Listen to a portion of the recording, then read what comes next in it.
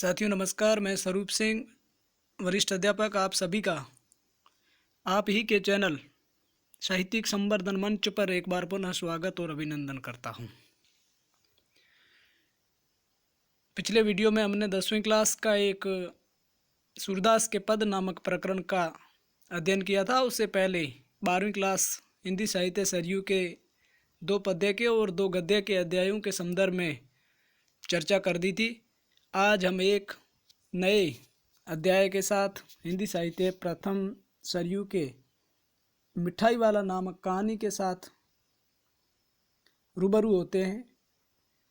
यदि आप पहली बार जुड़ रहे हैं तो चैनल को सब्सक्राइब कर सभी के साथ में साझा करें ताकि सबको इस पाठ का, इस जानकारी का लाभ मिल सके, और उसके साथ साथ में बेल आइकन को भी ज़रूर दबा दें ताकि समय समय पर नोटिफिकेशन मिले। मिठाई वाला नामक कहानी भगवती प्रसाद वाजपेयी की है। इससे पहले हमने इसी हिंदी साहित्य का पहला गद्य का अध्याय पढ़ा था, वो भी एक कहानी थी, गुल्ली डंडा। अब मिठाई वाला भी कहानी है, बहुत शानदार और एक अच्छी कहानी। किस प्रकार से बाल मनोविज्ञान का चित्रण किया गया है, या किस प्रकार से एक व्यक्ति अपने संतान के अभावों की पूर्ति दूसरों की संतान के खिले हुए चेहरों से कर सकता है। बहुत अच्छा और मार्मिक पाठ जिनकी हम चर्चा करेंगे। तो आप देखिए, पहले तो हम मिठाई वाला नामक जो कहानी है उनकी पाठ परिचय को पढ़ लें, क्योंकि कोई भी पाठ होता है उसके पहले का जो पाठ परिचय होता है वो पूरे पाठ का वृत्तांत बस 2-4 लाइनों में संक्षिप्त में बता देता है।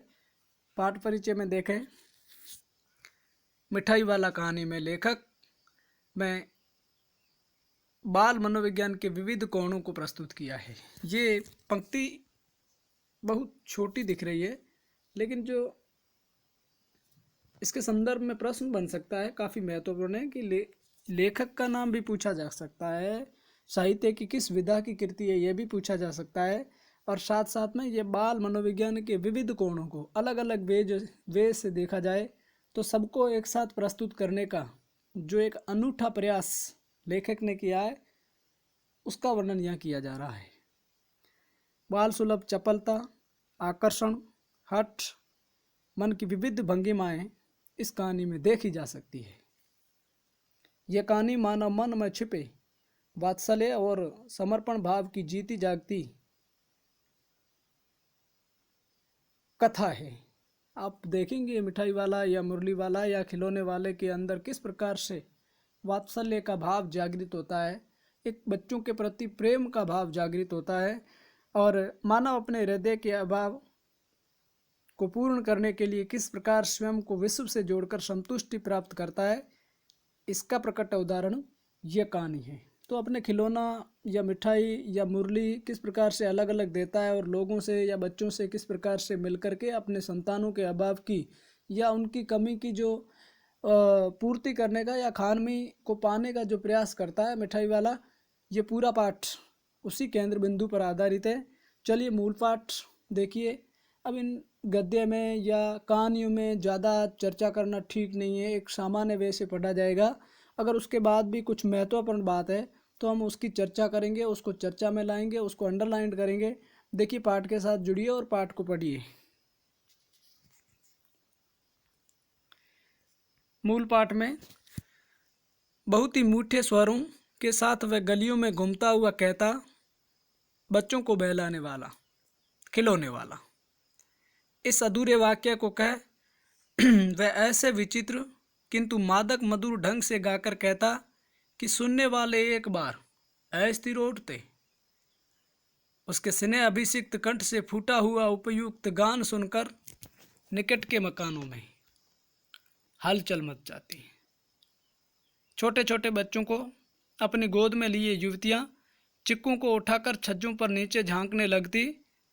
गलियों और उनके अंतर्व्यापी छोटे छोटे उद्यानों में खेलते और इठलाते हुए बच्चों का झुंड उसे घेर लेता, और तब वह खिलौने वाला वहीं बैठकर खिलौने की पेटी खोल देता। तो इसमें आप इसको थोड़ा देख लें कि जो मिठाई वाला पाठ है वो मिठाई वाला सबसे पहले खिलौने वाले के रूप में आता है। अलग अलग तीन तरीके से आता है, पहले खिलौना है, फिर मिठाई है, मुरली है, फिर मिठाई है। इस तरह से तो पहले खिलौने के रूप में आता है। अब आप आगे देखें। बच्चे खिलौने देख पुलकित हो उठते, वे पैसे लाकर खिलौनों का माल मोल भाव करने लगते। पूछते इसका दाम क्या है, ऑल इचका। खिलौने वाला बच्चों को देखता और उनकी नन्ही नन्ही उंगलियों से पैसे ले लेता और बच्चों की इच्छा अनुसार उन्हें खिलौने दे देता। खिलौने लेकर बच्चे फिर उछलने कूदने लगते और तब फिर खिलौने वाला उसी प्रकार गा कर के कहता, क्या बोलता कि बच्चों को बहलाने वाला खिलौने वाला। सागर की हिलोर की भांति उसका ये मादक गान गली भर के मकान में इस ओर से उस ओर तक लहराता हुआ पहुंचा और खिलौने वाला आगे बढ़ चुका था। राय विजय बहादुर के बच्चे भी एक दिन खिलौने लेकर घर आए। वे दो बच्चे थे, चुन्नू और मुन्नू। कहानी शुरू होती है, चुन्नू और मुन्नू राय विजय बहादुर के दोनों बच्चे हैं और किस प्रकार से खिलौने वाले के बीच में इनकी पत्नी का या इनकी माँ का संवाद होता है। तो यही पाठ के बीच में एक प्रकार से ट्विस्ट पैदा करता है। अब आप आगे देखें। चुन्नू जब खिलौने ले आया तो बोला, मेला गोला कैसा छुंदल है। मुन्नू बोला, और देखो मेला कैसा छुंदल है। दोनों अपने हाथी घोड़े लेकर घर भर में उछलने लगे। इन बच्चों की माँ रोहिणी, देखिए विजय बहादुर की पत्नी का नाम है या चुन्नू और मुन्नू की माँ का नाम है। वो कुछ देर तक खड़े खड़े उनके खेलने रखती रही। अंत में दोनों बच्चों को बुलाकर उसने पूछा, अरे ओ चुन्नू मुन्नू, ये खिलौने तुमने कितने में लिए? मुन्नू बोला, 2 पैसे में। खिलौने वाला दे गया है। रोहिणी सोचने लगी, इतने सस्ते कैसे दे गया है, कैसे दे गया है, यह तो वही जाने, लेकिन दे तो गया ही है, इतना तो निश्चय है। एक जरा सी बात ठहरी। रोहिणी अपने काम में लग गई। फिर कभी उसे इस पर विचार करने की आवश्यकता भी भला क्यों पड़ती। तो ये 6 महीने पुरानी घटनाक्रम है, किस प्रकार से खिलौने वाला एक लंबी टेर लगा करके गांव के बच्चों को एक जगह पर इकट्ठा कर देता था और अपना खिलौना दिया करता था। और 6 महीनों के बाद में नगर भर में 2-4 दिनों से एक मुरली वाले का समाचार फैल जाता है। लोग कहने लगे, भाई वाह, मुरली बजाने में वह एक ही उस्ताद है। मुरली बजाकर गाना सुनाकर वह मुरली बेचता भी है, सो भी 2-2 पैसे।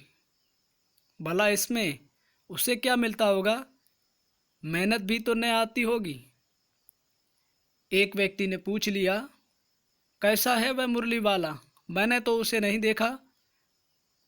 जवाब मिला कि उम्र तो उसकी अभी तक अधिक न होगी, ये 30-32 का होगा, दुबला पतला गोरा युवक है, बीकानेरी रंगीन साफा बांधता है। 2 चीज़, 30-32 वर्ष का दुबला पतला गोरा युवक है। और ये प्रश्न पूछा जा सकता है कि वो किस प्रकार का साफा बांधता है। बीकानेरी रंगीन साफा जो मिठाई वाला या मुरली वाला बांधता है।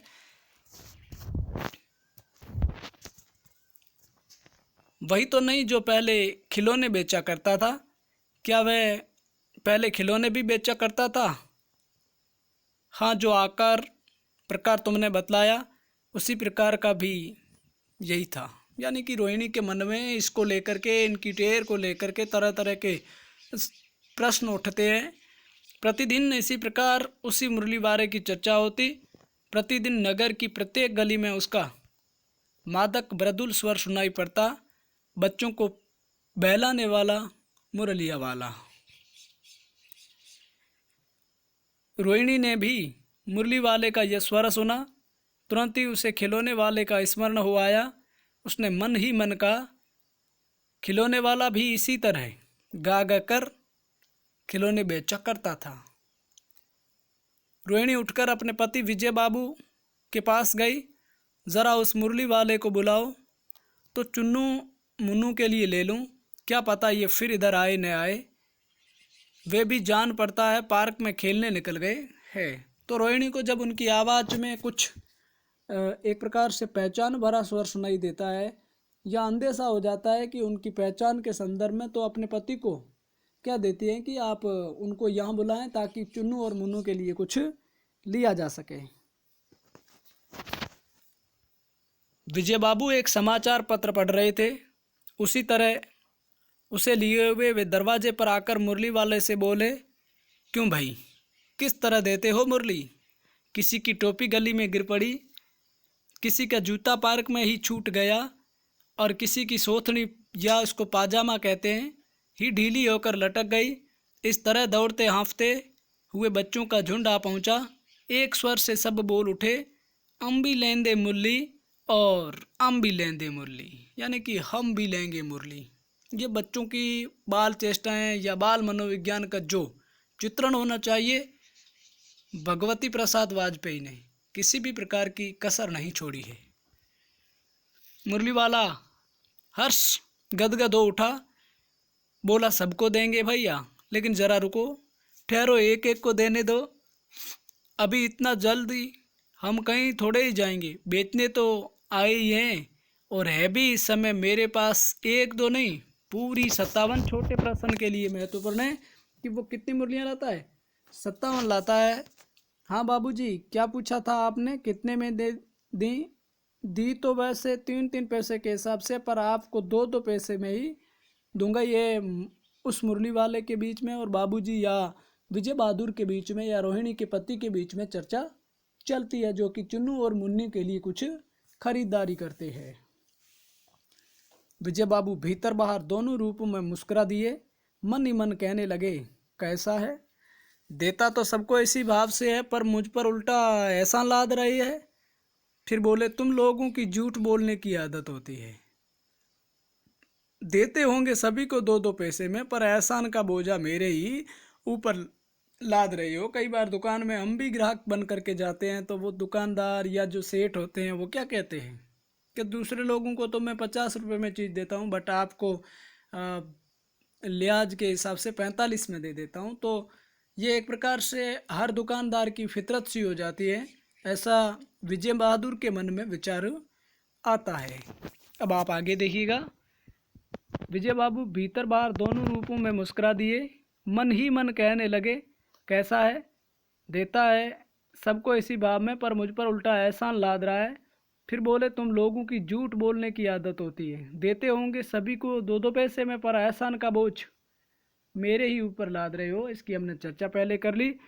मुरली वाला एकदम अप्रतिभ हो उठा, बोला, आपको क्या पता बाबूजी की इनकी असली लागत क्या है।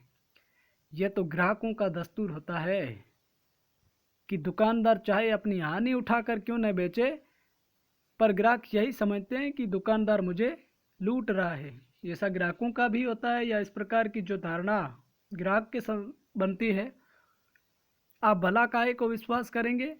लेकिन सच पूछिए तो बाबूजी, असली दाम 2 ही पैसा है।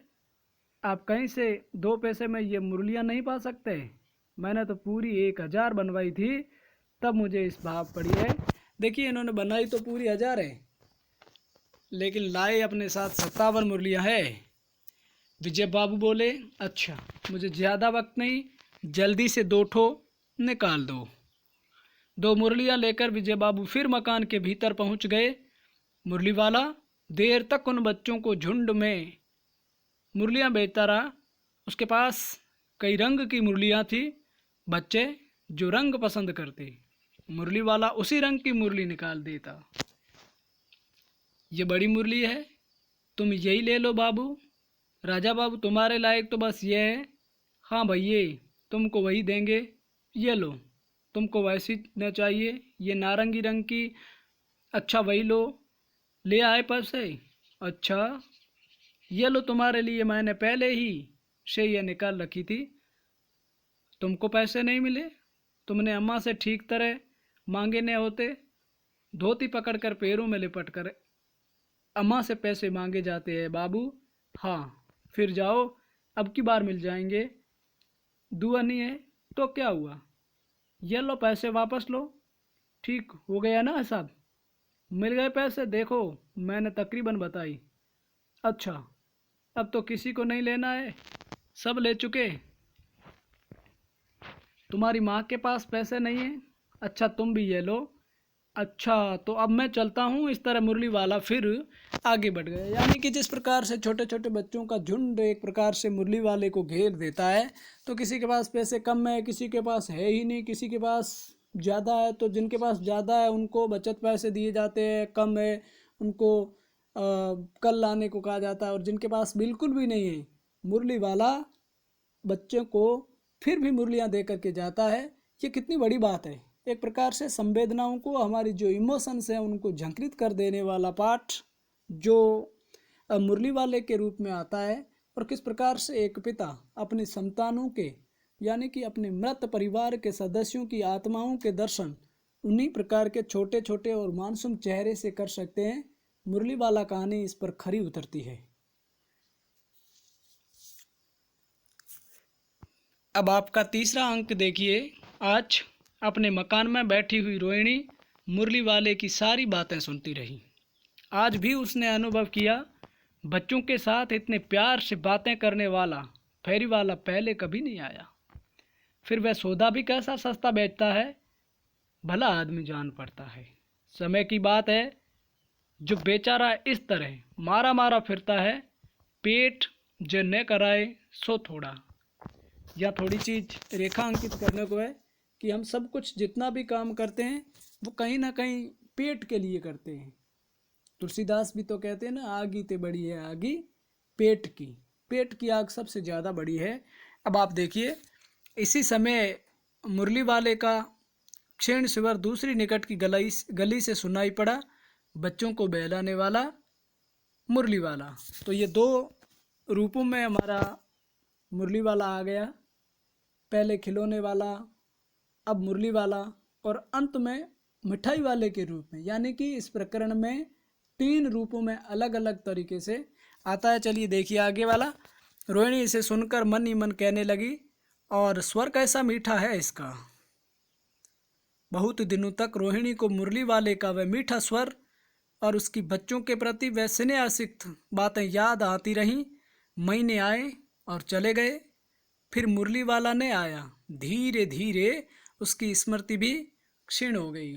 तो पहले और उसके बाद में 6 मास के बाद में, और अब जब तीसरा स्टेप देखें तो वो 8 मास के बाद में सर्दी के दिन थे। रोहिणी स्नान करके मकान की छत पर चढ़कर आजानु लंबित, यानी कि भुजाओं के जितने लंबे केस राशि सुखा रही थी। इसी समय नीचे की गली में सुनाई पड़ा, बच्चों को बहलाने वाला मिठाई वाला। तो इस प्रकार से मिठाई वाला या मुरली वाला 3 अलग अलग रूपों में आता है। मिठाई वाले का स्वर उसके लिए एक प्रकार से परिचित था।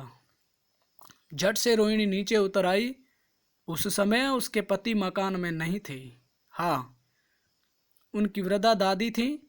रोहिणी उनके निकट आकर बोली, दादी चुन्नू मुन्नू के लिए मिठाई लेनी है, जरा कमरे में चलकर ठहराओ तो। मैं उधर कैसे जाऊं, कोई आता न हो, जरा हटकर। मैं भी चिक की ओट में बैठी रहूंगी। चिक पर्दे को कहते हैं प्राचीन समय में, और पर्दे के पीछे रह कर के स्त्रियां जिस प्रकार से विहंगम को देखती थी, तो वो चिक का सूचक था। दादी उठकर कमरे में आकर बोली, मिठाई वाले इधर आना। मिठाई वाला निकट आ गया, बोला, कितनी मिठाई दूँ माँ? ये नए तरह की मिठाइयाँ हैं, रंग बिरंगी, कुछ कुछ खटी, कुछ कुछ मीठी, जायकेदार, बड़ी देर तक मुंह में टिकती है, जल्दी नहीं घुलती, बच्चे बड़े चाव से चूसते हैं। इन गुणों के सिवा ये खांसी भी दूर कर सकती है। कितने दूँ? चपटी गोल पैलदार गोलियाँ हैं, पैसे की 16 देता हूँ। एक तो ये मिठाइयों की क्वालिटी, किस्म, उनकी उपयोगिता के संदर्भ में बताता है, और उसके साथ साथ 1 पैसे की 16 गोलियां देता है। इस चीज़ को भी आप रेखांकित करें, क्योंकि अति लघुतरात्मक जो भी प्रश्न आते हैं हो सकता है इन्हीं में से उठाया जा। सकता हो। अब आप आगे देखें, दादी बोली 16 तो बहुत कम होती है, भला 25 तो देते। मिठाई वाला, नहीं दादी, अधिक नहीं दे सकता, इतना भी देता हूँ। ये अब मैं तुम्हें क्या, खैर मैं अधिक न दे सकूँगा। रोहिणी दादी के पास ही थी, बोली दादी फिर भी काफ़ी सस्ती दे रहा है, 4 पैसे की ले लो, ये पैसे रहे। मिठाई वाला मिठाइयाँ गिनने लगा। तो 4 की दे दो। अच्छा 25 नहीं, सही 20 ही दे दो। अरे हाँ मैं बूढ़ी हुई, मोल भाव अब मुझे ज़्यादा करना आता भी नहीं। कहते हुए दादी के पोपले मुंह से जरा सी मुस्कुराहट भी फूट निकली। रोहिणी ने दादी से कहा, दादी इससे पूछो तुम इस शहर में और भी कभी आए थे या पहली बार आए हो? यहाँ के निवासी तो तुम हो नहीं। फिर आप आगे देखिएगा। दादी ने इस कथन को दोहराने की चेष्टा ही की थी कि मिठाई वाले ने उत्तर दिया, पहली बार नहीं, और भी कई बार आ चुका हूँ। रोहिणी चुक की आड़ से बोली, पहले यही मिठाई बेचते हुए आए थे या और कोई चीज़ लेकर? मिठाई वाला हर्ष, संशय और विस्मय आदि भावों में डूब कर बोला, इससे पहले मुरली लेकर आया था और उससे पहले खिलौना लेकर। रोहिणी का अनुमान ठीक निकला। अब तो वह उससे और भी कुछ बातें पूछने के लिए अस्थिर हो उठी। वह बोली, इन व्यवसायों में भला तुम्हें क्या मिलता होगा? वह बोला, मिलता भला क्या है, यही खाने भर को मिल जाता है, कभी नहीं भी मिलता है, पर हाँ संतोष, धीरज और कभी कभी असीम सुख जरूर मिलता है। और यही मैं चाहता ही हूँ, यानी कि पैसा मिले ना मिले लेकिन मेरे को संतोष मिल जाता है, धीरज मिल जाता है, और कभी कभी तो एक प्रकार से असीम सुख शांति प्राप्त हो जाती है। और इसलिए जो सुख, संतोष और जो धैर्य की बात है, तो ये तीनों चीज़ों को पाने के लिए ही तो मुरली वाला, मिठाई वाला निकला है। अपने बच्चों को खोने के बाद, अपनी पत्नी को खोने के बाद में किस प्रकार से संसार की जो प्रक्रिया है उनसे एक प्रकार से मोह भंग न होकर के एक तरह से पूरी तरह से लिप्त होकर के क्या आनंद उन बच्चों से उठाता है, उनकी बाल सुलभ चेष्टाओं से उठाता है, इसकी यहाँ झांकी को प्रस्तुत तो अच्छे से किया गया है। सो कैसे, वह भी बताओ। अब व्यर्थ उन बातों की क्यों चर्चा करूं, उन्हें आप जानने ही दें, उन बातों को सुनकर आपको दुखी ही होगा। जब इतना बताया है तब और भी बता दो, मैं बहुत उत्सुक हूँ, तुम्हारा हर्जा न होगा, मिठाई में और भी कुछ ले लूँगी। आपका समय बर्बाद होगा तो उसके लिए मिठाई में और लूँगी, लेकिन आपने बात को अगर शुरू किया है तो कृपा करके इसको पूरा बताने की कोशिश करें। अतिशय गंभीरता के साथ मिठाई वाले ने कहा, मैं भी अपने नगर का एक प्रतिष्ठित आदमी था। ये एक प्रकार से फ्लैशबैक हो गया, पूर्व दीप्ति हो गई कि पीछे की बात को यहाँ लाया गया है। मकान, व्यवसाय, गाड़ी घोड़े, नौकर चाकर सब कुछ था। स्त्री थी, छोटे छोटे 2 बच्चे भी थी। मेरा वह सोने का संसार था, बाहर संपत्ति का वैभव था, भीतर सांसारिक सुख था। स्त्री सुंदरी थी, मेरी प्राण थी। बच्चे ऐसे सुंदर थे जैसे सोने के सजीव खिलौने हो। उनकी अटखेलियाँ बच्चों के खेल को कहते हैं, मनोरंजन को कहते हैं, अम्यूजमेंट को कहते हैं। उनकी अटखेलियों के मारे घर में कोलाहल मचा रहता था। समय की गति, विधाता की लीला, अब कोई नहीं है, अर्थात सब के सब काल को प्राप्त हो गए हैं। दादी प्राण निकाले नहीं निकले, इसलिए अपने उन बच्चों की खोज में निकला हूँ। वे सब अंत में होंगे तो यहीं कहीं, आखिर कहीं ना कहीं जन्मे ही होंगे। उस तरह रहता, घुल घुल कर मरता, इस तरह सुख संतोष के साथ मरूंगा। इस तरह के जीवन में कभी कभी अपने उन बच्चों की एक झलक सी मिल जाती है। ऐसा जान पड़ता है जैसे वे इन्हीं में उछल उछल कर हंस खेल रही हैं। पैसों की कमी थोड़ी ही है, आपकी दया से पैसे तो काफ़ी है, जो नहीं है इस तरह उसी को पा जाता हूँ। यानी कि जिनको पाना चाहिए वो मेरे घर पर नहीं है। और उन बच्चों के, उन छोटे छोटे बच्चों की जो चेष्टाएँ जो मेरे घर आंगन पर देख कर के मुझे एक प्रकार से प्यार से आप्लावित करके गए हैं, उनको पाने के लिए मैं यहाँ दर दर या घर घर या गली गली में मिठाई या मुरली या खिलौने के रूप में आता हूँ। रोहिणी ने अब मिठाई वाले की ओर देखा। उसकी आंखों में आंसू थे या आंखें आंसू से तर है। इस समय चुन्नू मुन्नू आ गए। रोहिणी से लिपटकर उसका आंचल पकड़कर बोले, अम्मा मिठाई। मुझसे लो, ये कहकर तत्काल कागज की 2 पुड़ियाँ मिठाइयों से भरी मिठाई वाले ने चुन्नू मुन्नू को दे दी। रोहिणी ने भीतर से पैसे फेंक दिए। मिठाई वाले ने पेटी उठाई और कहा, अब इस बार ये पैसे न लूँगा। दादी बोली, अरे अरे नैने अपने पैसे लिए जा भाई। तब तक आगे फिर सुनाई पड़ा उसी प्रकार मादक मृदुल स्वर में बच्चों को बहलाने वाला मिठाई वाला। तो साथियों, मिठाई वाला नामक एक अच्छी और बाल मनोविज्ञान का चित्रण करने वाली कहानी यहीं पर पूरी होती है। और इसमें मिठाई वाला खिलौने के रूप में, मुरली के रूप में और मिठाई के रूप में अलग अलग संदर्भ में आता है। एक बार आने के बाद में 6 मास के बाद में और उसके बाद में 14 माह के बाद में आता है। और विजय बहादुर का या दादी का या उनके साथ रोहिणी का या अन्य ग्राहकों का, छोटे छोटे बच्चों का किस प्रकार से बाल मनोविज्ञान से लबरेज संवाद होता है, हमने बड़े ब्रीफली चर्चा कर ली। और वैसे कहानी में ज़्यादा दिक्कत वाली बात प्रतीत नहीं हुआ करती है। तो इस तरह से आपके ये कहानी या मिठाई वाला नामक कहानी पूरी होती है और आपने अच्छे से समझा होगा। और भी ज़्यादा से ज़्यादा कोशिश करें और अच्छे से समझें ताकि किसी भी प्रकार का संभावित प्रश्न जो आपकी पकड़ से छूट ना पाए। तो ये पाठ पूरा हो गया। यदि आपने चैनल से पहले जुड़ने का प्रयास या पहली बार जुड़ने का प्रयास कर रहे हैं तो चैनल को सब्सक्राइब कर और ज़्यादा से ज़्यादा शेयर कर, न केवल मेरे मनोबल को बढ़ाएं बल्कि उन लाभार्थियों तक का या उन विद्यार्थियों तक भी इनकी पहुंच बनाएं जो इसको पाना चाहते हैं या जो ज्ञान पिपासु छात्र है उन तक पहुँचें। मेरा उत्साहवर्धन करने के लिए आपने पूरा वीडियो सुना, इसके लिए बहुत बहुत धन्यवाद। मिलते हैं फिर एक नई वीडियो के साथ, तब तक के लिए इजाज़त लेते हैं। बहुत बहुत धन्यवाद। जय हिंद, वंदे मातरम।